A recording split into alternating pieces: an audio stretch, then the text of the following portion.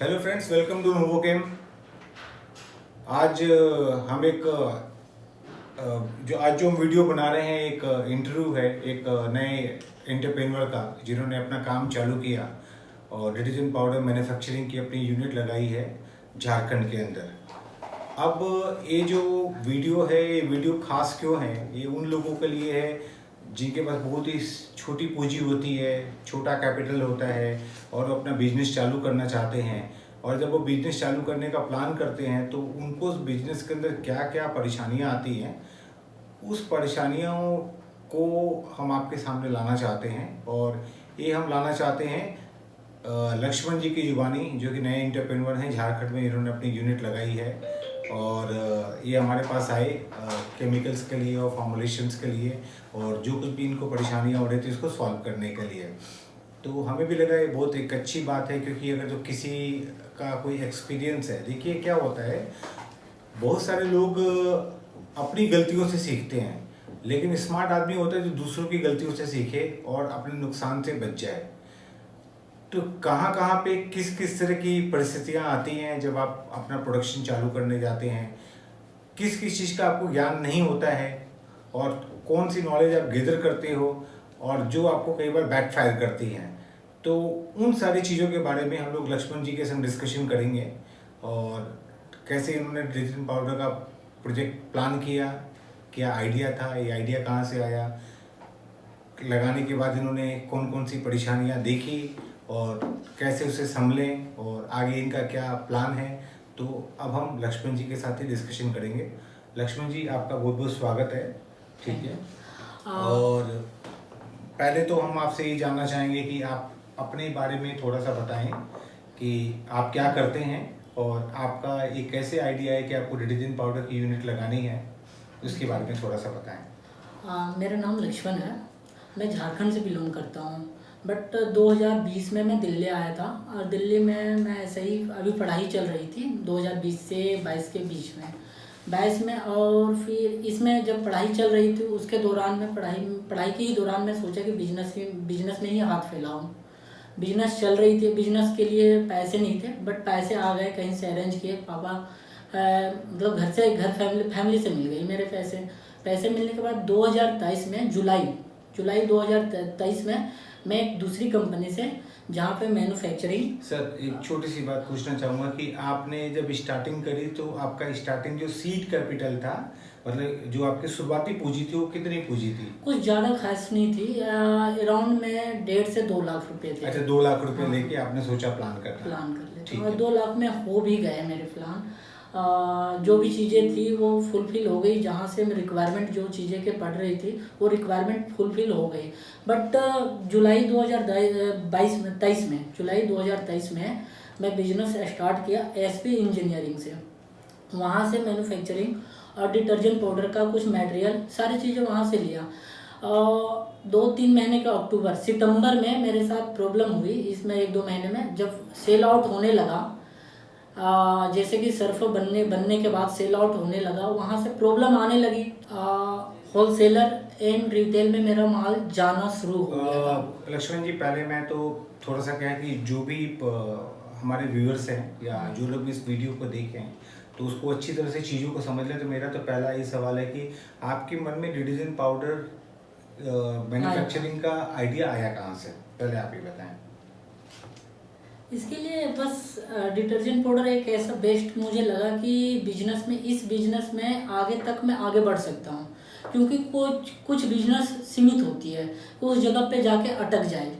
और ये बिजनेस जो है, इस बिजनेस में मुझे ऐसी लग रही थी कि 2 लाख से मैं स्टार्ट कर रहा हूँ तो इसे 2 करोड़ में 2 साल में कर सकता हूँ। मतलब एवरीडे यूज की चीज है, हाँ। कंज्यूमर प्रोडक्ट है, तो बोल के आपके माइंड में आया कि मैं इसका काम चालू करूँ।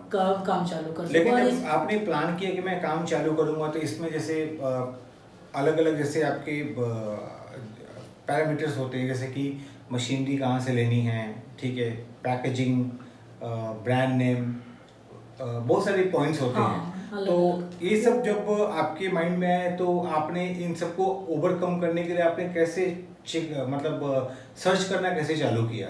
देन यूट्यूब हो गया, गूगल हो गए, यही सारी चीज़ें से सीखने के लिए मिला कहाँ से मुझे बेस्ट चीज़ मिल जाएगा और बेस्ट प्राइस में मिलेगा जो मैं सेल आउट करूँ, और करने के बाद मुझे उस मतलब जो लागत पड़ रही है उस लागत से मेरा फ़ायदा भी हो। ऐसा ना कि मैं यूट्यूब देखने का और गूगल देखने का यही मेरा वो था कि मैं कहीं से पकड़ चलिए, लूँ जैसे चीज़ आपने को। मशीन का प्लान किया तो मशीनरी आपने कहाँ से परचेज करे? मशीन तो एएसवी इंजीनियरिंग नागलोई से। अच्छा अच्छा, ओके हाँ, ओके, दिल्ली। दिल्ली से लिया आपने। हाँ। तो जो मशीनरी आपने परचेज करी, उस मशीनरी की कैपेसिटी क्या थी? कैपेसिटी आप बता सकते हैं कि पर बैच क्या कैपेसिटी होगी इसकी? 25 केजी का था वो। 25 केजी पर बैच। पर बैच। 25 केजी पर बैच। तो जैसे आप गए मशीन परचेज करने के लिए, तो आपको किसी ने बताया नहीं कि ये 25 किलो का जो पर बैच का मशीन है, क्योंकि डिटर्जेंट पाउडर के अंदर होता क्या है, जो पुराने व्यूअर्स हैं उनको तो इसके बारे में पूरा पता है, बट नए लोगों को मैं बताऊं कि जो 25 किलो का पर बैच का एक डिटर्जेंट पाउडर के अंदर एवरेज में करीबन 12 से 13 केमिकल्स आपके इन्वॉल्व होते हैं जो हमें डालने पड़ते हैं, जो कि पॉपुलर रेंज का डिटर्जेंट पाउडर होता है। अब आप समझिए कि अगर 25 किलो का डिटर्जेंट पाउडर अगर पर बैच मतलब एक बार में आप मशीन में डाल के बनाएं तो आपको वेट करने में बहुत ज़्यादा टाइम लगेगा। तो जो कि एक मिस्टेक लक्ष्मण जी ने करी, मैं बार बार जो भी हमारे कस्टमर्स आते हैं या जो व्यूअर्स आते हैं या जिनको भी फैक्ट्री लगानी होती है वो लोग भी हमारे पास आते हैं, तो वो लोग भी कई बार मिसगाइड होके आते हैं कि सर 50 किलो का पर बैच का दीजिए, 25 किलो का पर बैच का दीजिए। तो मैं तो सजेस्ट कर रहा हूँ उससे बेहतर तो आप अपने हाथ से बना लीजिए, क्योंकि आपको अगर जो फैक्ट्री लगाने कम से कम 100 किलो पर बैच का आपको मशीन लेनी चाहिए। रीजन क्या होता है कि ये छोटी मशीन के अंदर आपका टाइम बहुत ज़्यादा वेस्ट हो जाता है और क्वालिटी आपकी बन नहीं पाती है, क्योंकि इसकी मशीन की जो साइज है बहुत ही ज़्यादा छोटी हो जाती है। तो जहाँ से आपने जैसे एसवी इंजीनियरिंग से लिया, उन्होंने आपको गाइड नहीं किया कि आपको बड़ी मशीन लेनी चाहिए इसके लिए? वो मुझे तो यहाँ तक ऐसा लगता है कि ये जो मशीन मुझे मिली वो 50 केजी के बता के किए हुए थे। अच्छा, मतलब उन्होंने बोला कि 50 केजी पर बैच की है, पर बैच का लेकिन है। आपके पास जब पहुंची तो वो 25 केजी पर बैच की वो थे। दिख तो रही है 50 केजी का, मुझे ऐसा लग रहा है कि 50 केजी में एक टाइम में डाला भी हूँ। फर्स्ट टाइम डाला उसमें 50 केजी का मटेरियल, जैसे ही डाला स्टार्ट किया मशीन स्टार्ट हुई उसी दिन मेरा बेरिंग जो होती है वो टूट गई। तो मुझे समझ में आई, फिर मैं कोल से बात हुई, कोऑर्डिनेट हुई, वहाँ से पता चला कि नहीं ये 50 केजी का नहीं, ये 25 केजी का है। तो ये दिक्कत होना शुरू हुई कुछ चीज़ें, तो वो चीज़ें मैं जिक्र नहीं करना चाह रहा था बार बार। नहीं, कोई बात नहीं है। देखिए ऐसा ना कि आपने जो भी एक्सपीरियंस किया है, मैं चाहता हूँ कि किसी और को तकलीफ नहीं हो। मैं थोड़ा सा ब्रीफ कर देता हूँ। देखिए, कभी भी जब आप मशीन कहीं भी परचेज करने जाते हैं तो आप क्लियर कट क्वेश्चन कीजिए कि पर बैच मतलब एक बार में मशीन में मैं कितना माल डालूंगा तो वो तैयार होगा, नंबर 1। और नंबर 2, जिससे भी आप मशीन परचेज करें उनको बोलिए कि एक बार आप मेरे को बैच बना के जरूर दिखाइए, ठीक है। और आप अपने सामने अगर जो बैच बना के देखेंगे तो आपको 100% श्योर हो जाएगा कि जो कैपेसिटी की बात कोई भी मैन्युफैक्चरर कर रहा है, ठीक है, वो कैपेसिटी उस मशीन के अंदर तैयार हो रही है या नहीं हो रही है, कम से कम आप अपने आंखों के सामने देख लेंगे। तो आप ये बात पहली मैन्युफैक्चरर के सामने रखिए कि मैं यहाँ पे ट्रायल करके ही फिर मैं मशीन को आपके पास से लूँगा। देखिए, मैंने पिछले कई वीडियो में बोला है, जैसे आप भी तो बैंकिंग से हैं, जैसे आप लोग जनरली क्या करते हो कि जब हर साल एक केवाईसी भेजते हो ना, नो योर कस्टमर, तो मैं बार बार जो भी मेरे व्यूअर्स हैं या जो कस्टमर हैं उनको मैं बोलता हूँ कि आप ना केवाईएस किया कीजिए, नो योर सप्लायर। आप पहले देखिए कि जो आपका सप्लायर है वो कितनी उसकी कैपेसिटी है, उसका खुद का कैसा टर्नओवर है, उसकी खुद की कैसी कैपेसिटी है, उसने कहाँ कहाँ पे सेटअप लगाए हैं। और क्योंकि देखिए आजकल बहुत इजी हो गया है, अगर तो मान लीजिए कोई भी अच्छी प्राइवेट लिमिटेड कंपनी है या कुछ भी है तो पता चल जाता है कि इनकी कैपेसिटी क्या है, किस तरह का काम करके दे सकते हैं। हमें भी रोज़मर्रा में होता है कि हमारे पास बहुत सारे कस्टमर आते हैं, मशीन के लिए आते हैं। हम जब 100 kg बैच की मशीन बोलते हैं तो कहते हैं जी मेरे को तो इस रेट में मिल रही है, उस रेट में मिल रही है, और कई बार वो मिसगाइड होकर ले लेते हैं और बाद में उनको बहुत ज़्यादा परेशानी होती है, बहुत ज़्यादा पछतावा होता है, क्योंकि मान लीजिए कि उन्होंने जो पैसा भी खर्चा किया वो सारा का सारा पैसा उनका पूरा का पूरा बर्बाद हो जाता है। तो मशीनरी के बारे में मेरा आपको सलाह है कि बड़ा क्लियर कट सप्लायर से पूछिए मशीन की पर बैच कैपेसिटी कितनी है, कौन सी मोटर लगेगी, कितनी HP की लगेगी, गियर बॉक्स आप कौन सा लगाओगे, और कई बार मैंने 2-3 अभी रिसेंटली अभी ऐसी चीज़ें हुई हैं कि मेरे पास जो परफॉर्मा लेके आते हैं कि सर इन्होंने हमें परफॉर्मा बना के दिया, उस परफॉर्मा के अंदर खाली बैच साइज लिखा रहता है और कुछ भी डिटेल्स नहीं लिखी रहती कि मशीन का लेंथ कितना है, विड्थ कितना है, उसका डीप कितनी है, उसमें रिबन होंगे या पैडल होंगे। ये मैं डिटर्जेंट पाउडर मशीन की बात कर रहा हूँ। उसके अंदर कितने HP की मोटर होगी, कौन से गियर बॉक्स होंगे, वॉर्म गियर बॉक्स होगा, हेलिकल गियर बॉक्स होगा। मशीन को आप MS के जो चैनल पे बनाओगे या एंगल पे बनाओगे। तो बेसिकली क्या होता है कि जब हमें नॉलेज नहीं होती है ना, तो हमें इन परेशानियों का सामना करना पड़ता है और समझना पड़ता है। कई बार ऐसा भी होता है जैसे कि हमने काफ़ी वीडियो बनाए, बट हमने कई वीडियो में हमने बोला नहीं कि नोवोकेम की एक इंजीनियरिंग डिवीजन भी है, नोवोकेम इंजीनियरिंग इंडिया LLP करके, जिसके अंदर लोग मशीनरी मैन्युफैक्चरिंग भी करते हैं, डिटर्जेंट पाउडर के लिए, डिटर्जेंट केक के लिए, लिक्विड्स के लिए और ऑटोमेटिक सारे प्लांट्स बनाते हैं। तो मशीनरी भी हम सारा बना के देते हैं और हम सबको गाइड भी करते हैं कि आपको क्या लेना चाहिए और क्या आपके बिजनेस के लिए बेटर होगा। क्योंकि जब भी आप इन्वेस्टमेंट करते हो तो इन्वेस्टमेंट का एक पार्ट होता है। मान लीजिए 10 लाख रुपए इन्वेस्टमेंट करते हैं तो उसको 3-4 पार्ट में डिवाइड करना पड़ता है, उसके बाद ही ये सारी चीज़ें होती हैं। तो जो भी हो, मतलब मशीनरी परचेज करते समय आप अपने सप्लायर का या जो मैन्युफैक्चरर उसका KYS जरूर कीजिए। Means know your supplier and know your, आपको क्या चाहिए, जो आप प्रोडक्ट लेने जा रहे हो उसकी पूरी स्पेसिफिकेशंस के बारे में बात कीजिए। और तब तक कोई भी किसी को 1 रुपये का एडवांस मत कीजिए जब तक वो पूरी स्पेसिफिकेशन आपको नहीं देता है। तो पहला तो मशीनरी के मामले में हो गया। चलिए, मशीन तो आपके पास पहुंच गई। अब जब आपको केमिकल परचेज करना था तो आपने केमिकल कैसे परचेज किया? क्योंकि मशीनरी तो किसी कंपनी से मिल गई, तो वो आपको कहाँ से मिला?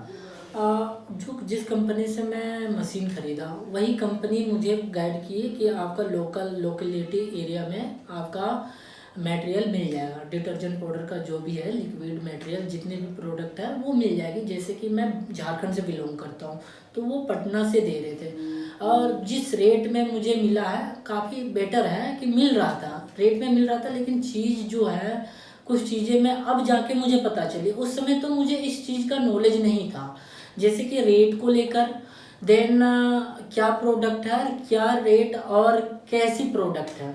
प्रोडक्ट आप मान लो 10 का चीज़ ले रहे हो, 10 का चीज़ 2 जगह मिल रहा है, एक होता है लो क्वालिटी का और एक होता है हाई क्वालिटी का, दोनों 10 के रेट में मिल रही है। तो कहीं कहीं मुझे ऐसा लगा कि 10 का रेट में 2 चीज़ मिल रही है लेकिन लो क्वालिटी की मुझे मिली। यहाँ पे मुझे दिक्कत हुई जब मेरा मटेरियल बनने के बाद मैं थोड़ा सा लक्ष्मण जी इस पे ब्रीफ कर देता हूँ केमिकल्स के बारे में। देखिए, जनरली के डिटर्जेंट्स पाउडर के अंदर जो जो केमिकल्स यूज होते हैं, आपके लिए भी सही रहेगा। बेसिकली इसके अंदर बिल्डर्स होते हैं लाइक सोडा ऐश बनाने वाली सारी बड़ी कंपनियां like Tata chemical, GSCL Gujarat heavy chemical, Nirma हो गया आपका, रोहित सर्फेक्टेंट, RSPL हो गया। तो सारी बड़ी कंपनियां जो ये सोडा ऐश बनाती हैं। और जो दूसरा आपका होता है, इसके अंदर लाप्सा यूज होता है। तो लाप्सा भी आपकी बनाने वाली बड़ी कंपनियां हैं, ठीक है। और ये दोनों जो प्रोडक्ट है ना, दोनों का स्पेसिफिकेशंस है। तो जैसे क्या होता है कि आपको नहीं पता चलता कि मुझे अगर प्रोडक्ट बनाना है तो मुझे जो केमिकल लेने हैं वो केमिकल की स्पेसिफिकेशन क्या है। फॉर एग्जांपल, जैसे हम लाप्सा या एसी स्लरी की बात करते हैं, बहुत सारे कस्टमर में फ़ोन करते हैं, सर आपके पास लाप्सा है 70% की या 80% की। तो मुझे लगता है कुछ लोगों ने उनको मिसगाइड करके रखा है कि लाप्सा 70-80%। लाप्सा बेसिकली 90% की होती है जो इंडिया में चलती है, या तो 96% की होती है जो कि गैस सल्फोनेशन से बनती है और मैक्सिमम आपकी एक्सपोर्ट होती है। हमारे इंडियन मार्केट में मैक्सिमम लाप्सा या एसी स्लरी 90% की होती है, दूसरी कोई और नहीं होती है।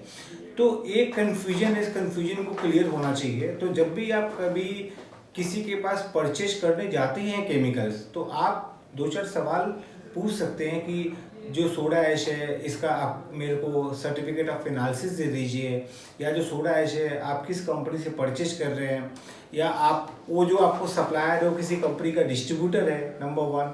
नंबर 2, जैसे लाप्सा है तो लाप्सा का एक्टिव मैटर कितना है, उसका सोर्स कहाँ पे है, कहाँ से वो प्रोडक्ट, क्योंकि मैक्सिमम ट्रेडर्स तो खुद नहीं बना रहे हैं, बड़ी कंपनियां मैन्युफैक्चरिंग कर रही है, बड़ी बड़ी कंपनियों से वो माल परचेज करके आगे वो सेल कर रहे हैं।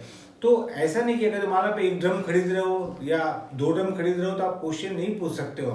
आप कुछ भी करो, आपका सवाल पूछने का हक बनता है, क्योंकि आप पैसे दे के और केमिकल ले रहे हो और केमिकल अगर आपके पास सही नहीं आएगा तो क्या प्रॉब्लम होगी, आपका ब्रांड की क्वालिटी अच्छी नहीं बनेगी और मार्केट में लेके जाओगे तो बाद में आपको वापसी आने लग जाएगा। एग्जैक्ट यही मेरे साथ हुआ। अब ऐसा है कि जैसे आपने मुझे जो लगता है कि आपने कोई भी सवाल नहीं पूछा होगा क्योंकि आपको पता भी नहीं था। नहीं पता। और एक और चीज होती है कि जैसे कोई भी पर्सन आपको एक फॉर्मुलेशन देता है, जैसे आप अगर हमारे सारे वीडियो देखो तो हमारे वीडियो को अगर तो कोई देख ले तो मैक्सिमम तो हम लोगों ने पाउडर की फॉर्मुलेशन मैक्सिमम सारी डिस्क्लोज करके रखी है कि क्या क्या प्रोडक्ट होते हैं, कैसे कैसे बनते हैं, तो उससे भी काफी आइडिया मिल जाता है। अब अगर तो मान लीजिए कि कोई एक आदमी कोई भी आपको फार्मूला दे देता है, अब उस फार्मूले के अंदर आपको पता नहीं है कि क्या रेशियो होना चाहिए नहीं होना चाहिए, तो जब तक आप कंफर्म ना हो, देखो बड़ी सिंपल सी बात है, आप किसी कंसल्टेंट को 10,000 रुपये दे दो, ठीक है, वो तब भी आप फायदे में रहोगे। एटलीस्ट लाखों रुपए का सामान खरीद के आपके पास दम तो नहीं होगा। तो इसलिए क्या है कि कोई भी बिजनेस चालू करने के पहले उस बिजनेस के बारे में पूरा नॉलेज लेना बहुत ज़्यादा आवश्यक है। और सबसे बड़ी बात है कि आप किस कंपनी के संग काम कर रहे हो वो आपको जानना जरूरी है। किसी की बातों में, किसी के झांसे में मत आए। हमारे जितने भी कस्टमर्स आते हैं, हम लोग जैसे ऑल ओवर इंडिया काम करते हैं, हम लोग एक्सपोर्ट भी करते हैं, बाहर केमिकल भी एक्सपोर्ट करते हैं, प्रोडक्शंस भी करते हैं, हमारी खुद की 3-4 फैक्ट्री, हमारी खुद की इंजीनियरिंग डिवीजन है। तो हमारा जो यूट्यूब पे हम जो वीडियो ये बना के हम डाल रहे हैं, हमारा मकसद एक ही है कि कोई भी नया एंटरप्रेन्योर आए तो वो लॉस न करे, वो कम से कम ऐसा ना कि नुकसान करके वो इस बिजनेस को छोड़ के चला जाए। हम चाहते हैं उस बिजनेस के अंदर टिके, संभले और आगे ग्रो करे। तो आपको मशीनरी के लिए, केमिकल के लिए, पैकेजिंग के लिए, मार्केटिंग के लिए, इवन सोशल मीडिया मार्केटिंग के लिए, इवन हम लोगों ने नई डिवीजन चालू कर दी है पूरी की पूरी। आपको B2B करना है, B2C करना है, आपको अपना ऑनलाइन बिजनेस करना है, हम उसमें भी लोगों को गाइड कर रहे हैं। तो हमारा मकसद क्या है कि एक कल्ट बन रहा है, जो एक कम्युनिटी बन रही है। बेसिकली क्या होता है कि आज देखिए कि आप झारखंड में काम कर रहे हो, आप छत्तीसगढ़ में काम कर रहे हो, आप कोई भी कहीं भी काम कर रहा है, ठीक है, तो मेरे पास जो टेक्निकल नॉलेज है, जो बड़ी कंपनियों का फॉर्मुलेशन यूज करती है, वो फॉर्मुलेशन हमारे पास है, हम आपको शेयर करते हैं, हम आपको बताते हैं कि आप उसको फॉलो करो। और कोई प्रॉब्लम हो तो आप किसी भी टाइम हमें और हमारी टीम को कॉल कर सकते हो, जो कि 100% फ्री ऑफ कॉस्ट होता है। उसमें हम कोई बात नहीं करते। आप हमसे मीटिंग के लिए आते हो, मीटिंग के लिए कोई नहीं पैसे मांगते। आप आइए, बैठिए, समझिए, देखिए और बिल्कुल कंपेयर किए बिना अपने सप्लायर को फिक्स मत कीजिए। कंपेयर कीजिए फिर सप्लायर को फिक्स कीजिए। अब हम आगे बढ़ते हैं। अब केमिकल भी आ गया आपके पास, मशीन भी आपके पास आ गई, ठीक है। अब जब आपने प्रोडक्शन चालू किया तो प्रोडक्शन में क्या प्रॉब्लम आई? और एक सवाल और, ये जो कनेक्शन था 3 फेज था, सिंगल फेज था? जो मशीन आपने ली, आपने वहां पे बिजली का जो फेज लिया, 3 फेज का लिया, सिंगल फेज का लिया? 3 फेज आपने कनेक्शन लिया, ओके। और कितने की मोटर थी, आपको आइडिया है कुछ? मिक्सर में कितनी मोटर थी और केज मिल में कितने की मोटर है आपके? 1 HP का केज मिल में, 1 HP का केज मिल में है, मिक्सर में 1.5 HP का, 1.5 HP का। जितने भी व्यूअर्स इसको देख रहे हैं, आप इस बात को समझ लो, 1 HP की मोटर 10-15 किलो से ज्यादा का माल नहीं बना सकती। अगर तो जैसे ही आप 12-13-14% स्लरी का माल बनाएंगे तो उसके लिए आपको 10 किलो का ही बैच बनाना पड़ेगा। तो आप अपने माइंड में डाल लीजिए कि कहीं से भी कोई मशीन का कोटेशन लेते हो, कोई 1.5 लाख 2 लाख बोल के आपको अगर तो कहीं गुमराह कर रहा है, तो आप अच्छे से पूछिए और स्पेसिफिकेशन पूछिए, ठीक है। तो जब आपने पहला बैच बनाया, वो कैसा आपका बना? पहला बैच तो सही मायने से बोले तो वो मशीन ही टूट गई थी। अच्छा, मशीन टूट गई आपकी? बेरिंग टूट गई थी, उसको फिर से निकालना पड़ा मुझे। अच्छा। और तो जब 50 केजी मशीन टूटी तो फिर आपको कोई हेल्प मिली वहां से, जहाँ पे परचेज देन मैं उसी दिन कॉल 4 से 5 टाइम कॉल भी किया जहाँ से बात हो रही थी। रिस्पांस मुझे पॉजिटिविटी नहीं दिखी। फिर से मुझे बुलाया जा रहा था, मशीन का जो टूटा हुआ पार्ट था वो कि 1200 किलोमीटर लेके आओ, नहीं तो जो लोकलिटी एरिया है 300 किलोमीटर वहाँ पे लेके आओ मशीन को। तो मुझे लगा कि ये इतना 300 किलोमीटर लेके जाऊँ जो वायरिंग के लिए, इससे बेटर है कि मैं लोकल इंजीनियर को बुला लेता हूँ और ख़ुद से मैं काम करवा। कॉल किया, मुझे रिस्पांस पॉजिटिविटी वहाँ से नहीं दिखी और पैसा मांगने, फिर से दोबारा पैसा मांगने वाला काम होता है जस्ट एक दिन में। तो कैसा फील होगा? आप 1.5 लाख रुपए किसी चीज़ में लगा दो, जस्ट मतलब एक दिन के बाद वो चीज़ ख़राब होती है, आपसे वही कंपनी बोलती है कि नहीं मुझे इसके लिए खर्चा देना होगा तभी मैं दूंगा। तो फिर लगे गंदा फील होगा ना। इससे बेटर है कि यार बगल वाले से मैं काम करवा लेता हूँ और उसे सही करवा लेता हूँ कम पैसे में। जो मेरे पॉजिटिविटी जहाँ से लोकल एरिया में मार्केट है वहाँ से मैं काम करवा लक्ष्मी के जी, एक छोटा अपडेट देना चाहता हूँ। हम लोग जब मशीन्स बनाते हैं, हम लोगों के इंजीनियरिंग में जो मशीन्स बनाते हैं, हम उसमें कंपनी की गियरबॉक्स और कंपनी के मोटर लगाते हैं। देखिए, कभी भी मशीनरी है, मशीनरी कभी भी खराब हो सकती है, ऐसा नहीं कि नहीं खराब हो सकती है, पॉसिबल है। बट फिर भी क्या होता है कि वो खराब ना हो, क्योंकि जैसे इन्होंने बताया कि 1200 किलोमीटर दिल्ली से अगर जो झारखंड में मशीन बेच रहा हूँ, या दिल्ली से मैं अफ्रीका मशीन भेज रहा हूँ, या नेपाल भेज रहा हूँ, या भूटान भेज रहा हूँ, या मान लीजिए कोलकाता भेज रहा हूँ, तो ये बड़ा मुश्किल का काम है कि अगर मशीन में प्रॉब्लम आ गई तो सर्विस देना। तो दो मोटी मोटी चीज़ें होती हैं, एक तो गियर बॉक्स और दूसरा मोटर। तो हम लोग मैक्सिमम कंपनी की गियर बॉक्स या कंपनी का मोटर लगाते हैं, और वो भी हम चेक करते हैं कि जिस एरिया में आप अपना सेटअप करने जा रहे हो वहाँ पे सर्विस की पॉसिबिलिटी है कि नहीं, नंबर 1। नंबर 2, अगर सर्विस की पॉसिबिलिटी है तो फॉर एग्जांपल, जैसे एक एग्जांपल मान लीजिए कि मैंने क्रॉम्पटन की मोटर लगानी है, और एक पर्टिकुलर एरिया में क्रॉम्पटन का जो सर्विस सेंटर है वहाँ प्रॉब्लम है, मुझे वहाँ पे भारत बिजली का सर्विस सेंटर ज़्यादा बेटर मिल रहा है, तो मैं भारत बिजली के लगा दूंगा, ताकि आपको वहाँ पे सर्विस मिल जाए। आपकी अगर मोटर खराब हो गई तो वहाँ पे कंप्लेन होगी, कंपनी वाला आएगा, मोटर ठीक करेगा, लगाएगा, छोड़ के जाएगा। ऐसे गियर बॉक्स में भी होता है।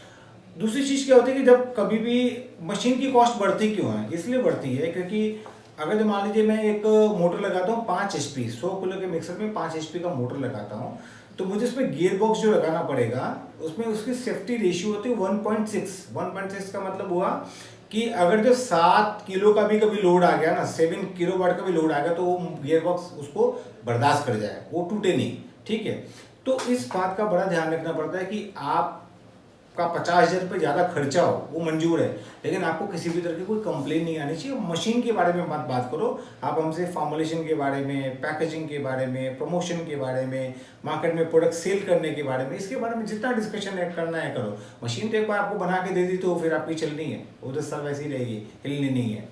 तो मशीनरी के बारे में कभी भी आप फाइनलाइज करो तो इन चीज़ों का जरूर ध्यान रखो। और लक्ष्मण जी का जो भी एक्सपीरियंस है, मैं तो धन्यवाद दूंगा कि बताने के लिए तैयार हुए हैं, और एक अच्छी कंपनी में GM है, जनरल मैनेजर है NBFC में। कंपनी का नाम मैं रिवील नहीं कर सकता, ठीक है, वो सही नहीं है, और ये आप लोगों के काम में आए कम से कम। तो पाउडर आपका उसके बाद फिर क्या हुआ जब बेडिंग वोडिंग आपने ठीक करवा ली? प्रोडक्ट मेरा करीब अराउंड मेरा 50-60 हज़ार का बन चुका था। Okay. उतना फिर रिटेल एंड दुकानदारों को मैं देना शुरू कर दिया था। तो जो फॉर्मुलेशन आपको मिली थी, वो जिन्होंने मशीन बना के दी थी उन्होंने एक आपको गाइडेंस फॉर्मुलेशन दी थी, भेजा था वो, और उसका पैसा चार्ज हुआ था अलग से कि ये पैसे लगेंगे और फिर ये फार्मूला मिलेगा। मुझे एक फार्मूला मिला था, देन उस फार्मूला पे मैं बनाया करीब करीब 50 kg, वही सेल आउट भी किया। जहाँ से मेरा माल गया हुआ था, कुछ मेरे पुराने ग्राहक थे कोऑर्डिनेटर वाले, वो वहाँ से भी मेरा माल वापस आ गया। करीब करीब 50,000 का मैं सेल आउट किया, वहाँ पे सारे के सारे करीबन 3 से 4 हज़ार का सेल आउट हुआ होगा, ग्राहक के पास गया होगा, और वो खत्म हुआ। बाकी सारे रिटर्न मेरे पास ही आ गए हैं। वहाँ इतनी बड़ी झटका लगा क्योंकि मैं तो बिजनेस स्टार्टअप किया ही था, वहाँ से सारा माल वापस आ जाना दिक्कत वाली बातें हैं। वहाँ पे दिक्कत हुई, फिर मैं कोऑर्डिनेट किया, गूगल पे भी सर्च किया, यूट्यूब पे दोबारा सर्च किया कि कहीं से जिस कंपनी से मैं माल लिया वहाँ पे भी मैं मेल डाला, यहाँ तक कि मेल भी किया कंपनी वालों को कि कोई तो रिस्पॉन्स आ जाए। वहाँ से कुछ रिस्पॉन्स नहीं आया मुझे। फिर से जब वहाँ से रिस्पॉन्स नहीं आया तो फिर मैं दूसरी कंपनी में हाथ पैर जैसे भी होता है आगे बढ़ाना शुरू कर दिया कि कहीं से मुझे अच्छा कोऑर्डिनेटर मिल जाए, अच्छा बिजनेसमैन मिल जाए जो मुझे गाइड कर दे इस चीज़ को लिए। और ये चीज़ मेरा सेल आउट जैसा भी, जहाँ पे मेरा अभी 2 लाख का अराउंड माल फंस गया है, वो माल मेरा कैसे निकलेगा और सेल आउट कैसे होगा मार्केट में, उसे मैं बढ़िया कैसे करके अभी मार्केट में सेल कर पाऊँ, ये चीज़ें हैं। और ये अभी मैं फ़िलहाल इनसे ही सीख रहा हूँ और यही मेरे गाइड कर रहे हैं। मैं थोड़ा सा मेरे ऑफिस में प्रभात जी से बात हुई थी, कभी आपको वीडियो पे देखते ही भी होंगे, आप लोगों की बात भी होती है, तो मैंने इनकी फॉर्मुलेशन देखी है। अब इनकी फॉर्मुलेशंस में देखिए क्या होता है कि हर आदमी को ना एक सपने दिखाए जाते हैं। सपना क्या होता है कि 20 रुपए में, मैंने बहुत सारे, कई बार हमारे आंखों के सामने यूट्यूब पे वीडियो आ जाते हैं 20 रुपये में तैयार कीजिए, 60 रुपये में बेच दीजिए, 80 में बेच दीजिए। भाई साहब पैसे बनाने इतना आसान काम नहीं है कि पैसे ऐसे ही बन जाते हैं, ठीक है, इतना ईजी नहीं, it's not a cake walk. पैसा ना बड़ी मेहनत से बनता है, नॉलेज से बनता है, आइडिया से बनता है, और आपको उसके ऊपर काम करना पड़ता है। आप अगर सोच लो कि 20 रुपये का प्रोडक्ट बना के और 60-70 में बेच दोगे, तो जो कस्टमर है वो कस्टमर बेवकूफ़ नहीं है, कस्टमर बहुत ही होशियार होता है। कस्टमर एक बार आप उसको धोखा दे सकते हो, अगली बार वो आपको छोड़ देगा, और बाजार के अंदर कस्टमर आपको छोड़ देगा, डिस्ट्रीब्यूटर का कुछ नहीं जाता, दुकानदार का कुछ नहीं जाता, नुकसान में खाली आप ही आते हो। तो सबसे पहले आप जब भी अपना प्रोडक्ट बनाने जाते हो, पहले आप अपना ये फाइनलाइज करो कि आपने किस ग्रेड में जाना है। आपने प्रीमियम में जाना है, जैसे मैंने आपसे पहले पूछा आपका जी आपके सबसे ज़्यादा क्या बिकता है, आपने जी सर्फ एक्सेल बिकता है, तो सर्फ एक्सेल 100 रुपये किलो का प्रोडक्ट बिक रहा है। आप 100 रुपये किलो का, शायद आपकी ब्रांड वैल्यू इतनी नहीं है कि आप बेच पाएँ, ठीक है, बट हम जो एक पॉपुलर रेंज का 60-70 रुपये का प्रोडक्ट का रेंज है वो हम बेच सकते हैं। तो जैसा मैंने इनकी फॉर्मुलेशन देखी, इनकी फॉर्मुलेशंस के अंदर 100 किलो के बैच के अंदर आपका सोडा ऐश कितना था उसके अंदर, एक बार खोलेंगे सर। लाप्सा तो मुझे याद है, एवस इनका था 25 किलो के बैच में 600 ग्राम, मतलब 2.5 किलो एवस लिक्विड डाला हुआ है। और एसिड स्टडी जो डाली, नहीं नीचे वाला जो था आपका, एक मिनट,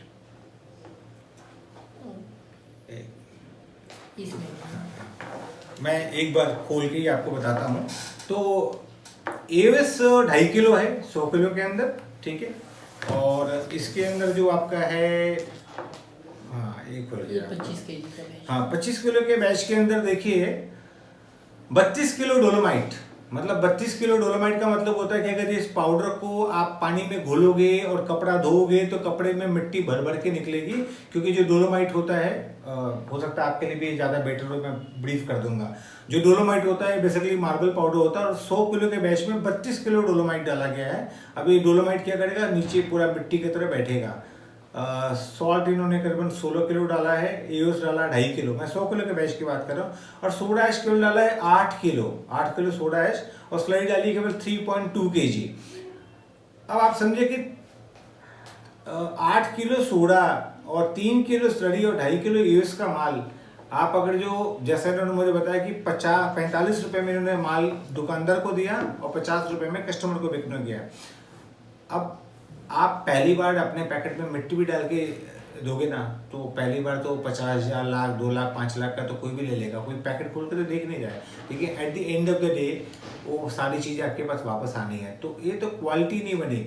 अब ये जिसने भी फॉर्मुलेशन दी है, ये इतनी कंफ्यूजिंग फॉर्मुलेशन दी हैं, मैं शेयर करूँगा इस फॉर्मुलेशंस को, हम लिंक पर डाल देंगे, आप खुद भी देख के समझ पाएंगे कि किस तरह से एक नया एंटरप्रेन्योर या कोई जो फैक्ट्री लगाने जा रहा हो किस तरह से मिसगाइड हो रहा है, उसको किस तरह की प्रॉब्लम आ रही है। देखिए, अगर जो कोई भी प्रोडक्ट, एक बड़ा सिंपल सा आपको एक आइडिया देता हूँ कि कोई भी प्रोडक्ट जो आप पाउडर बनाते हो, उसको अगर मान लो आप अप्रॉक्सीमेटली 65 रुपये 70 रुपये MRP का जो प्रोडक्ट रखते हो, ठीक है, बड़ा सिंपल कैलकुलेशन है, 55% डाउन कर दो। आप समझिए मेरी बात, अगर जो 70 रुपये का प्रोडक्ट है इंटू 55% माइनस कर दूं, 31 रुपये 50 पैसे आपकी आरएम कॉस्ट आ गई प्रोडक्ट की। बड़ा सिंपल मेथड, 55 से 60% आप कम कर दो, आपकी आरएम कॉस्ट आ जाएगी प्रोडक्ट की। तो अगर जो प्रोडक्ट आप इस तरह का बनाओगे, तब तो क्वालिटी प्रोडक्ट आप मार्केट में जो भी एस्टेब्लिश ब्रांड है उनसे लड़ पाओगे। बट इसके बारे में मेरा आइडिया थोड़ा और अलग है। मैं कहता हूँ कि अगर आप जो आपके पूंजी बहुत छोटी है, 2 लाख है, 3 लाख है, 5 लाख है, तो आप मार्केटिंग के लड़के को इनिशियली इन्वॉल्व नहीं कर रहे हो, कुछ भी नहीं कर रहे हो, आप खुद ही बना रहे हो, खुद ही बेच रहे हो। तो अगर आप ऐसा कर रहे हो तो आप डायरेक्टली दुकानदार को बेचो, और दुकानदार को जब आप डायरेक्टली बेचोगे तो डिस्ट्रीब्यूटर की मार्जिन भी बचती है, और सारी मार्जिन बचती है। उस मार्जिन को आप अपने घर में मत रखो, वो अपनी क्वालिटी में डाल दो। एटलीस्ट जो ब्रांडेड प्रोडक्ट हैं उनसे कम 25% बेहतर क्वालिटी बनाओ, साथ में कुछ कस्टमर के लिए स्कीम दो, और साथ में दुकानदार को मार्जिन दो। आपका माल बिकेगा, और दुकानदार, मैं आपको गारंटी के संग कहता हूँ कि 6 महीने बाद ना जो दुकानदार आप जाएंगे उसको दुकान पे माल बेचने के लिए, और 15 मिनट आपसे बात नहीं करेगा और आपको दुत्कार के भगा देगा, वो 6 महीने बाद ना हाथ जोड़ के आपसे माल मांगेगा। क्योंकि जब कस्टमर माल मांगता है ना, तब बाजार चलता है। तो आपका जो प्रोडक्ट है ना, पुश मार्केटिंग मत करो, आपने पुल मार्केटिंग करनी है। और पुल मार्केटिंग करने का एक ही तरीका, क्वालिटी बना के दो, साथ में अपने प्रोडक्ट को पहचान दो, स्कीम दो, ताकि कस्टमर भी थोड़ा सा आए कि हाँ मुझे चीज़ पसंद आ रही है। और इसके संग एक और चीज़, कस्टमर को जब भी कोई स्कीम दो तो कोई घटिया चीज़ मत दो, क्योंकि घटिया चीज़ दे के आप अपने ब्रांड को खराब करते हो। आप 2 रुपये महंगा पड़ता है, अच्छी चीज़ दो, ताकि आप बिल्कुल बाजार में जो भी अवेलेबल प्रोडक्ट हैं उनसे आप थोड़ा अलग दिखाई दो। ये बहुत ज़रूरी चीज़ है और इसको आप मान के चलो। तो बेसिकली क्या है, इन चीज़ों को आप फॉलो करोगे। पहली बात है, जो भी अपना इंफ्रास्ट्रक्चर लगाओ, सेटअप सही लगना चाहिए, मशीनरी का हो, फैक्ट्री का हो, पैकेजिंग हो, ब्रांड नेम हो, फॉर्मुलेशंस हो, रॉ मटेरियल्स की अवेलेबिलिटी हो, मतलब आपका सप्लायर हो, ठीक है, उसका फिर आपका मार्केटिंग का सेटअप कैसे बनता है, इन सारी चीज़ों पे आपको ध्यान देना है। और आप मैं जितनी बातें वीडियो में आपको कर रहा हूँ, इतनी बातों को जब आप 2 बार सुन लोगे ना, तो आप भी जाके कभी अपना बिजनेस चालू करना, किसी भी सप्लायर के पास, किसी भी मशीनरी मैन्युफैक्चरर के पास, जो कि दावा करता है कि मैं ये करता हूँ, मैं वो करता हूँ ना, सवाल पूछोगे ना तो अपने आप ही आपको समझ में आएगा कि जो आदमी मेरे सवालों का जवाब दे पा रहा है, मैं काम तो उसी के संग करूँगा। सिंपल सी बात है। अगर मैं आपके सवालों का जवाब नहीं दे सकता तो आप मेरे से काम क्यों करेंगे?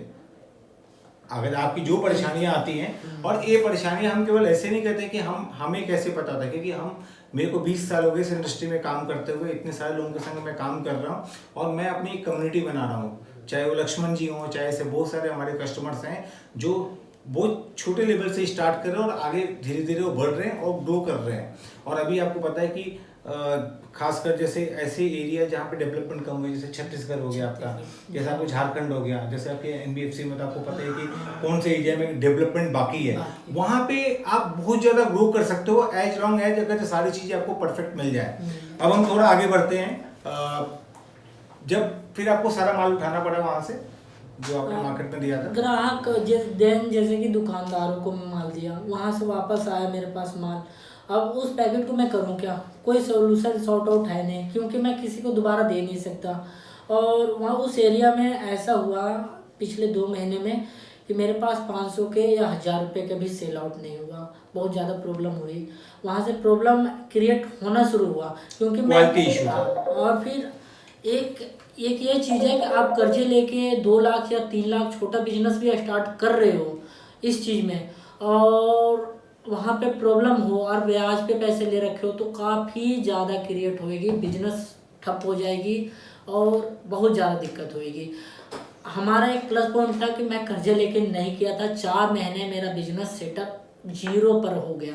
जहाँ पैसा इन्वेस्ट कर चुका हूँ, वहाँ से 1 रुपया नहीं आ रहा था और अभी भी नहीं आ रहा था काफ़ी टाइम तक। अब 15-20 दिन से मेरा सेल आउट होना शुरू हुआ है। तो अभी आपने क्वालिटी थोड़ी बेहतर करी है, हाँ, और भी केमिकल्स डाले हैं इसके अंदर? जब मुझे जानकारी हुई तो उससे पहले नहीं थे। और अब कभी भी कहीं से भी माल और फिर मैन्युफैक्चरिंग या किसी भी तरह का इस तरह का चीज़ें आप तैयार करना चाह रहे हो, तो आप सबसे पहले एक चीज़ खरीदना चाह रहे हो ना, 2 लाख या 3 लाख इन्वेस्ट कर रहे हो जिस चीज़ में, उस चीज़ के लिए बारीकी से आप सर्च कर लो। 2 से 3 बार आप चेक कर लो कि वो चीज़ मिल कहाँ से रहा है, क्या मिल रहा है, क्या नहीं मिल रहा। वो पॉजिटिविटी, अब वही चीज़ जो खरीद रहे हो, आप ये मत देखो कि आप यूट्यूब पे देख लेते हो, एक वीडियो देखोगे, दूसरा वीडियो में लगेगा यार ये चीज़ इतनी रेट में मिल रही है, मेरी इतने रेट में सेल आउट हो जाएगी। आप ये देख के आप बिजनेस स्टार्ट कर देते हो। उससे पहले आप ये देखो कि ये बिकेगी कि नहीं बिकेगी। आप तो खरीद लिया चीज़ों को, माल बना चुके हो, आप सेल आउट कहाँ करोगे? सेल आउट करने के लिए तुम्हें सबसे पहले आपको ये देखना पड़ेगा कि आप किस दुकान में, ये भी चीज़ें आपको देखना होगा कि जहाँ पे आप छोटे लेवल से बनाओ और दुकान में देखो, दुकान, wholesaler, retailer, then customer, direct to customer जो होते हैं, वहाँ पे भी आप चेकअप करवाओ कि सेल आउट हो रहे हैं, तभी आप आगे बढ़ाओ चीज़ों को, नहीं तो दिक्कत होएगी इस चीज़ में। अब एक क्वेश्चन मेरा है, जब आप मशीन लेने के लिए गए तो वहाँ पे एक कंसल्टेशन मिला होगा ना आपको कि आप ये मशीन लगा लो, आपको पर केजी प्रोडक्शन इतना आता है, उसको बेचा ऐसे जाता है, इस तरह का कोई कंसल्टेशन मिला होगा? नहीं, समझाया होगा कंपनी वालों ने? नहीं, कंपनी वाले से ये चीज़ नहीं मिला था, क्योंकि ये मैं यूट्यूब पे ही वीडियो देखा हुआ था। आपने यूट्यूब पे देखा तो उसी कंपनी का ही होगा? हाँ, देखा। तो आपका माइंडसेट क्या था कि मेरे को पर किलो बनाने का खर्चा कितना आएगा? ये वही मुझे देखो, अभी मार्केट में चल क्या रहा है, कोई भी सिर्फ आप डिटर्जेंट पाउडर आप इजी रेट सबसे लो क्वालिटी का भी रेट देखोगे तो 60 रुपये दिख रहा है हमें। वो ठीक है, नहीं आपके माइंड सेट क्या था, मतलब आपने जब आप बनाने के लिए गए मार्केट के अंदर प्रोडक्ट बनाना चाह रहे थे, तो आपके दिमाग में क्या था कि मेरे को 1 किलो माल बनाने में कितना पैसा डालना है? यही अराउंड ये ठान के चला था कि 30 से 35 रुपए के 30 से लिए। 35 रुपए, हाँ। ठीक है। और जब आपने प्रोडक्ट को बनाया इवन इस घटिया से फॉर्मुलेशन के साथ में ये भी, फॉर्मुलेशंस पे आपका जो प्रोडक्ट बन रहा है अप्रोक्सीमेटली नहीं आपका अभी जो आपने परचेज किया है उससे कैलकुलेशन लगा के आपने जोड़ा होगा कि आपका पर केजी प्रोडक्शन कॉस्ट आ कितना रहा है, तो उसका प्रोडक्शन कॉस्ट कितना आ रहा था आपका? इसका भी वही 33 मतलब जो रॉ मटेरियल आपने खरीदा वो काफी महंगा बहुत खरीदा महंगा है। खरीदा था। क्योंकि जो फॉर्मुलेशंस है मैं व्यूअर्स को बोलना चाहूँ, हम डालेंगे भी इसको, ठीक है। मेरे हिसाब से मुश्किल से 15-16 रुपए की कॉस्ट आती है, आयरन कॉस्ट आती है, जो इन्होंने जो फॉर्मुलेशन बना के मार्केट में डाली थी, और वही सबसे बड़ा कारण रहा बाजार में फेल होने का। और एक और चीज के ऊपर मैं आना चाहता हूँ जो अभी डिस्कशन नहीं हुआ है। एक जो सबसे बड़ा इम्पोर्टेंट चीज होती है, आप 5 लाख लगाएं या 50 लाख लगाएं या 5 करोड़ लगाएं, कंज्यूमर बिजनेस, मतलब अगर तो मान लीजिए B2C बिजनेस है, मतलब बिजनेस टू कंज्यूमर जिस बिजनेस को बोलते हैं, या B2B बिजनेस टू बिजनेस बोलते हैं, तो B2C में क्या होता है, बड़ा इंपॉर्टेंट चीज क्या होता है, आपका ब्रांड नेम, जो कि हम इस पूरे कन्वर्सेशन में मिस कर रहे थे, जो मैं भी लेके आ रहा हूँ। आपके माइंड में ये नहीं आया कि मुझे पहले अपना ट्रेडमार्क रजिस्ट्रेशन करवाना है, अपना ब्रांड नेम बनाना है, अपने ब्रांड की पैकेजिंग बनानी है। आपने यहाँ पे एक सबसे बड़ी गलती करी। हाँ, और आपने क्या किया कि जिन्होंने भी आपको गाइड किया कि आप एक पैकेट ले लो, मार्केट का कोई भी आपने पैकेट उठाया, उस पैकेट को भरा और मार्केट में बेचा, तो इससे क्या होता है कि आपका समय सारा बेकार हो रहा है। आप किसके लिए काम कर रहे हो, मतलब इट्स लाइक मिसगाइडेड मिसाइल, क्यों कहीं भी गिरेगी। और आप 6 महीने साल पर कोई भी पैकेट में माल भर के बेचोगे, उससे क्या फर्क पड़ने वाला है, क्योंकि वो तो आपका ब्रांड है ही नहीं। तो सबसे बड़ा इंपॉर्टेंट काम है कि आप मैन्युफैक्चरिंग खुद करो ना करो, प्लांट लगाओ न लगाओ, ठीक है। जो बड़ी कंपनी होती है, जो मल्टीनेशनल कंपनी होती हैं, आपको पता है कि आज HUL के कितने मैन्युफैक्चरिंग प्लांट हैं अपने, बहुत ही कम से कम होंगे या तो ना के बराबर होंगे। वो ब्रांड नेम उनका अपना है, ठीक है, क्वालिटी का तरीका उनका अपना है, ठीक है। तो सबसे पहले आपको ट्रेडमार्क करवाना चाहिए, ट्रेडमार्क रजिस्ट्रेशन हो, आप अपनी पैकेजिंग बनाओ, चाहे एक पैकिंग ही बनाओ, कोई दिक्कत नहीं है, उसी पैकिंग के ऊपर जोर लगाओ। तो ये भी आपसे गलती हुई है, जिसको आपने अभी हमने डिस्कशन किया कि आप ट्रेडमार्क अपना करवाएंगे, ठीक है। और मोरलेस ये सारे कन्वर्सेशन का और सारी बातों का मतलब ये था कि कोई भी आदमी नहीं काम करने जा रहा तो वो प्रॉब्लम में नहीं आए, उसको तकलीफ नहीं होनी चाहिए, ठीक है। उसको पता होना चाहिए कि मैं करने जा रहा हूँ तो मुझे क्या क्या समस्याएं आ सकती है और मुझे किन किन चीज़ों के बारे में डिस्कशन करना है। देखो, जितनी बातें करोगे, जितना आप किसी से पूछोगे, उतना आपकी नॉलेज बढ़ेगी। और ये जो यूट्यूब के ऊपर जो वीडियो दिखाई देते हैं कि 20 रुपये का बनाओ, 60 रुपये में बेचो, रोज का 20,000 कमाओ, ये सब वीडियो से बिजनेस नहीं बनता है। बिजनेस करने के लिए अंदर आपको डीप डाइव करना पड़ता है, अंदर घुसना पड़ता है, पूरी नॉलेज लेनी पड़ती है, अच्छे से चीज़ों को फाइनलाइज करना पड़ता है, तब जाकर उस बिजनेस को सेटअप करना पड़ता है। एक बार जब आप सेटअप कर दोगे, आज अगर आप 5 टन बेच दोगे तो कल आप 50 भी बेचोगे, परसों 500 भी बेच दोगे, बहुत बड़ी चीज़ नहीं है। बट एक शुरुआत सही होनी चाहिए, नहीं तो दिक्कत क्या होती है, 6 महीने जो आपकी मेहनत है ना, वो आपकी सारी बेकार चली जाती है। और इनिशियल जब हम स्टार्ट करते हैं तो हमारे अंदर जो एनर्जी होती है और जो उत्साह होता है ना, वो कहीं ना कहीं मरने लग जाता है। आपने फिर हमारे यहाँ कैसे कांटेक्ट किया नोवोकेम के अंदर? यहाँ पे मैं यूट्यूब पे वीडियो देख रहा था, यूट्यूब पे ही वीडियो मुझे मिला यहाँ का। उसके बाद मैं डायरेक्ट कॉल किया। मैं जहाँ था दिल्ली में मैं रहता हूँ, देन मेरा झारखंड में भी बिजनेस है, वहाँ पे मेरा भाई चला रहा है। यहाँ दिल्ली में मैं दिल्ली में ही था, और जब बात हुई यूट्यूब पे तो मैं सबसे पहले डायरेक्ट कोऑर्डिनेट किया, डायरेक्ट आके यहाँ पे मिला। यहाँ पे जिनसे भी मिलना होता है, जहाँ से बात हो रही थी, जैसे भी बात हो रही थी, प्रभात जी से बात हो रही थी, यहाँ से डायरेक्ट इनसे ही बात किया आके।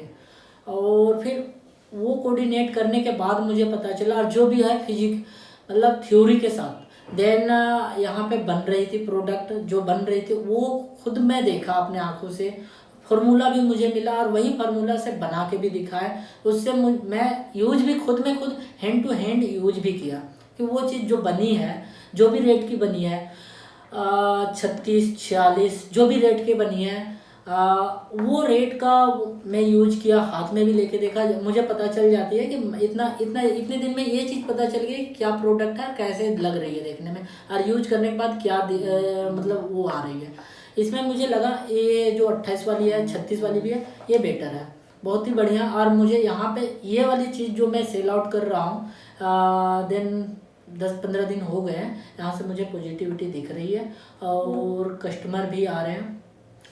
लक्ष्मी जी, कुछ ऐसा तो नहीं हुआ कि जैसे आपने फोन पे बात करी थी और जब आप यहाँ पे आए तो दोनों में कोई आपको फर्क दिखाई हुआ? नहीं, इसमें कोई फर्क नहीं। किसी भी तरह का आपको कोई ऐसा लगा हो कि कहीं कोई बातों के अंदर आप मिसगाइड हो रहे हो, आपको पूरी आप प्रॉपरली आपको नॉलेज मिला, आपको एक्सपीरियंस मिला? डेफिनेटली आपने पैसे भी पे किए हैं, आपने फीस भी दी है, ऐसा तो नहीं है कि जनरली देखिए मेरा सिंपल सा है कि मेरी जो कंपनी है नोवोकेम रिसोर्सेज, काफ़ी लोग जानते भी नहीं कि हम लोग मशीनरी मैन्युफैक्चरिंग भी करते हैं। कई 1-2 कस्टमर ने आके हमें कंप्लेन भी करी, सर आपने कभी बताया नहीं, तो मैं एक बार ब्रीफ कर देता हूँ।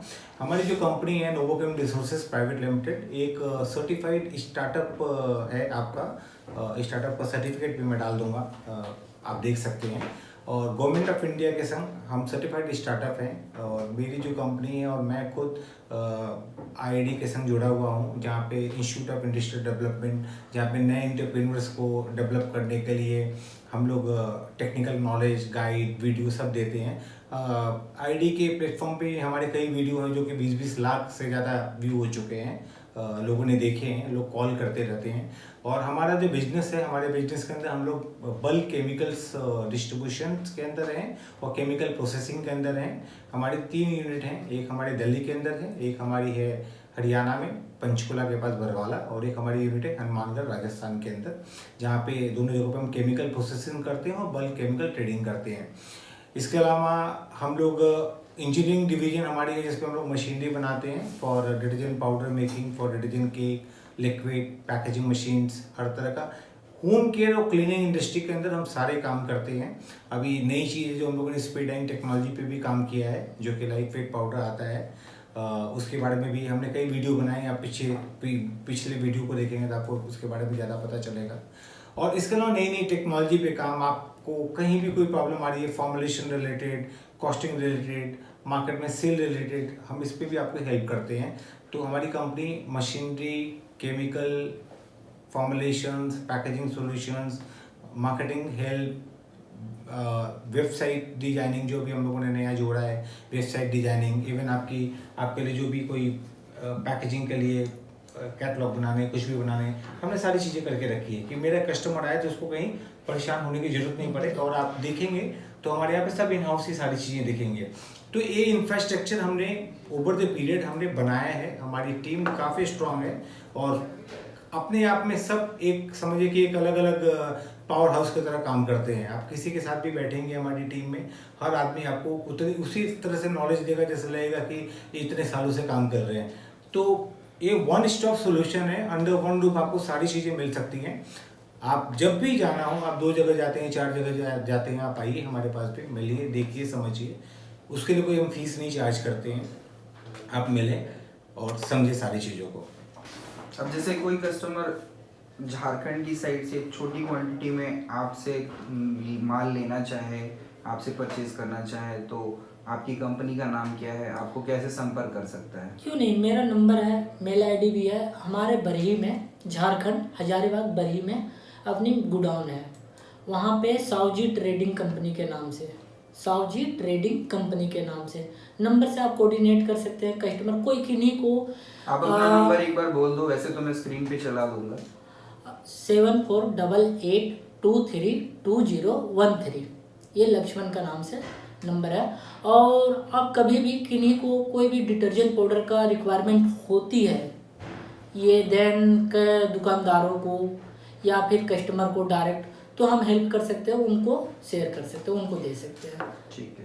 देखिए जो वीडियो है, वीडियो केवल आपकी एजुकेशन के लिए है, आपके नॉलेज के लिए है। इसमें किसी भी तरह का कोई भी हमारा कमर्शियल एस्पेक्ट नहीं है, ना ऐसा है कि किसी के बारे में कुछ गलत बोलना या कुछ सही बोलना। कई लोगों को लगता है जी कोई फॉल्स कोई बैठा हुआ है, ऐसा भी कुछ नहीं है। आप इनको डायरेक्ट कांटेक्ट कर सकते हैं, इनकी फैक्ट्री जहाँ भी लगाई है आप जाके देख सकते हैं। तो जो चीज़ें इसमें डिस्कशन की हुई है हर चीज़ बिल्कुल ट्रांसपेरेंट और वाटर लाइक है, क्योंकि हमारा सिंपल सा तरीका है कि हम ऑनेस्ट और क्लियर और ट्रांसपेरेंट चीज़ों पे काम करना चाहते हैं। मुझे पता है कि अगले 5 सालों के अंदर हमारी कम्युनिटी इतनी बड़ी स्ट्रॉन्ग कम्युनिटी बनेगी जिसमें सभी लोग इतना ज़्यादा ग्रो कर सकते हैं। वो केवल अगर ट्रांसपेरेंसी और ऑनेस्टी होगी तभी हो सकता है। तो हमारे कस्टमर भी हमारे ऊपर आँख बंद करके भरोसा करते हैं और हम भी उनको उस तरह से सपोर्ट करते हैं। तो इसमें ये केवल आप लोगों के नॉलेज के लिए है, आप लोग देखें समझें। आपके कोई सवाल हो तो आप लिखें। और अभी हम लोगों ने केमिकल्स के लिए भी हमने अपना privimart.in करके हमने अपनी वेबसाइट बनाई है, जो कि B2B वेबसाइट है और B2C वेबसाइट पे भी काम कर रहे हैं ट्रायल पर्पस के लिए। हाँ, तो हमारा मकसद है कि जितने भी लोग हमारे संग जुड़े, क्योंकि मैं आज की डेट में झारखंड जाके काम नहीं कर सकता हजारीबाग में, लेकिन आप कर सकते हो। हाँ, वहाँ तो आप अगर जो मान लीजिए कल 500 टन माल बेचोगे तो उसका कुछ फायदा मुझे भी मिलता है। तो हम इस तरह से एक हैंड होल्डिंग बनाते हैं कि जिसमें सब लोग मिलके आगे बढ़े, ग्रो करें। केवल मल्टीनेशनल कंपनियां ना बढ़े, बाकी जो छोटी SME है, ठीक है, वो भी आगे बढ़े, लोग आगे बढ़े, ग्रो करें और साथ में हम लोग अच्छा बिजनेस करें। So thank you very much Lakshman ji. किसी भी तरह का कोई भी अगर जो आपको कोई ज़रूरत हो, कुछ भी हो, आप 100% कॉल करो, मिलो। आप तो दिल्ली में ही रहते हो और मैं चाहता हूँ, मुझे अच्छा लगेगा कि ये अच्छा कॉज है। आपके पास किसी के फ़ोन आए तो जब भी आपके पास समय हो किसी को आप गाइड कर सकते हैं, बहुत अच्छी बात है, ठीक है। क्योंकि किसी को गाइडेंस करने से और साथ में हाथ पकड़ के चलने से उसमें सभी का भला है। क्यों नहीं। Thank you.